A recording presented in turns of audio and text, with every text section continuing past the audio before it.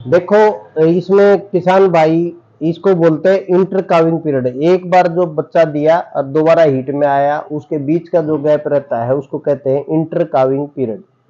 राम राम, नमस्कार सभी किसान भाइयों को फार्मिंग ज्योग्राफी चैनल पे एक बार फिर से आप सभी का स्वागत करता हूं। आज पहुंचे हैं डॉक्टर सुधीर खरब जी के पास।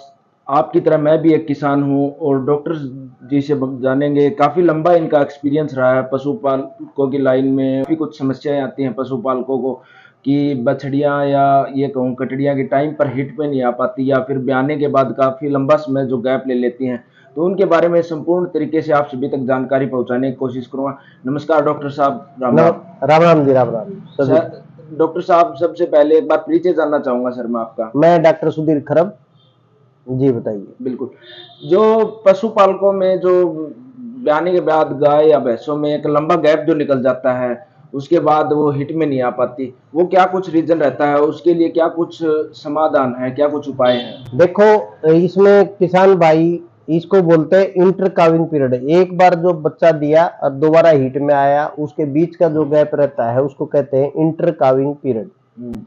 कि ये कैसे होता है। किसान शुरुआत में सोचता रहता है कि भाई मेरा पशु बरस ब्याउड हो, लेकिन वो शुरुआती दिनों में वो दूध बढ़ाने के लिए रहता है कि भाई दूध अच्छा आ जाए, और वो अपने नेचुरल तरीके से हीट में आ जाए तो बहुत ही बढ़िया है। तो वो सिर्फ 20% आते हैं, 80% की तैयारी हमने करनी होती है।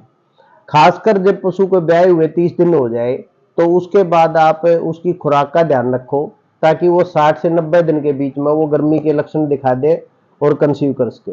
बिल्कुल दूसरा, जब हीफर की बात करते हैं तो हीफर जो होती है, झोटी है या बछड़ी है, बिल्कुल बिल्कुल। वो प्रॉपरली जब तक वजन गेन ना करे, वजन ना हो, तंदुरुस्त ना हो, तो वो तार भी देगी तो मरे मरे तार देगी। लेकिन उससे डॉक्टर एआई करने के टाइम पे बताएगा कि भाई इसकी बच्चेदानी विकसित नहीं है। बिल्कुल बिल्कुल। जहां बच्चेदानी विकसित नहीं है, एआई गन या तो पास नहीं होती, रीडी पास हो जाती है तो बाद में वो ठहरती नहीं है, तो उसको आप दो दो तीन तीन चार चार बार भी एआई करवा लेते हैं, लेकिन बात नहीं बन पाती। रिपीटिंग की जो समस्या थी जो हम कहते हैं रिपीटिंग की जो बात कह देते हैं कि भाई मान नहीं रही, एआई को नहीं मान रहे, कभी हमने सांड से मिलवाया, कभी उससे। इसका सिर्फ और सिर्फ तुम्हारे हाथ में है, वो है खुराक। 85% जो समस्या का समाधान है वो है खुराक। खुराक किसान भाइयों आपने खुद देनी है। तो इसके लिए जो मैं एक आपके बाजार में जो चीजें अवेलेबल है, जो कि एक डॉक्टरी पद्धति के हिसाब से तैयार की गई है, वो है बड़ा काफ। आपने छोटे पशुओं के लिए दिया होगा, छोटे कटड़ू के लिए, लवारों के लिए दिया होगा, वो है बड़ा काफ लिक्विड में, सिरप में। उसके बाद आपका जो काफ है जब 4 महीने से बड़ा हो जाए, अच्छे से भूसा खाना शुरू कर दे, अच्छे से वो तूड़ी खा रहा है, तो उसके बाद में आप बड़ा काफ की डोज दे सकते हैं, 20-20 ग्राम दोनों टाइम चारे में डाल के। यदि किसी लेवल पे आपको समस्या आती है कि वो ढंग से नहीं खा पा रहा है, या सोरम ले रहा है, या सुगंध जो है या महक ले रहा है, तो उसके नाक के ऊपर सरसों का तेल लगा सकते हैं। उसके नाक के ऊपर जब सरसों का तेल लगाएंगे तो प्रॉपरली जो है वो सरसों का तेल से उसके सुगंध जो है सरसों के तेल की आएगी, और उसके आगे कुछ मत डाल दीजिए, वो आराम से वो खाना शुरू कर देगा। 40 ग्राम की डोज है, लेकिन जो पशु ब्या गया 1 महीने के बाद में उसको आप 40 ग्राम सुबह, 40 ग्राम शाम को दे। बड़ा काप प्लस ना सर? बड़ा काप प्लस।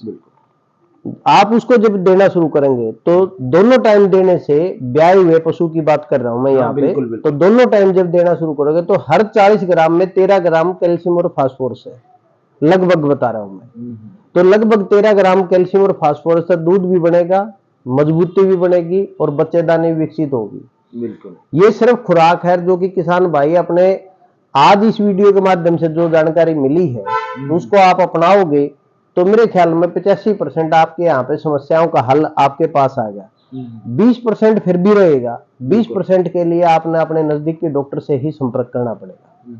कई लोगों के कमेंट आते हैं, पिछली भी कुछ वीडियो डाली है मैंने, उनमें वो बोल रहे हैं कि बड़ा काफ या बड़ा काफ प्लस इनकी कहीं लत तो नहीं लग जाएगी सर? नहीं, ऐसा कुछ नहीं है, क्योंकि एक मिनट रुकना चाहूंगा सर, क्योंकि जो उन्होंने प्रोडक्ट्स इस्तेमाल नहीं किए हैं उससे पहले कहीं ना कहीं नॉर्मल मेरी तरह जो किसान है उनके कहीं ना कहीं मन में झंझट जरूर रहता है कि ये दवा है, कहीं ना कहीं साइड इफेक्ट कर दे या फिर कुछ और, इसकी लत लग जाएगी, इसके बिना पशु खाना पीना या छोड़ देगा, काफी जो समस्या है उसके बारे में एक बात जानना। नहीं, पहली चीज तो सभी किसान भाई इस चीज से निश्चिंत हो जाए, ये एक खुराक है, ये कोई दवाई नहीं है।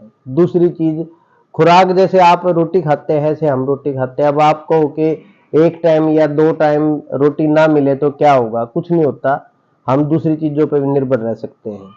ये सिर्फ वो चीज दी गई है क्योंकि हमारी जो खेती खलिहान से जो चीज पूरी नहीं होती वो इस पाउडर के माध्यम से हम पूरी कर सकते हैं।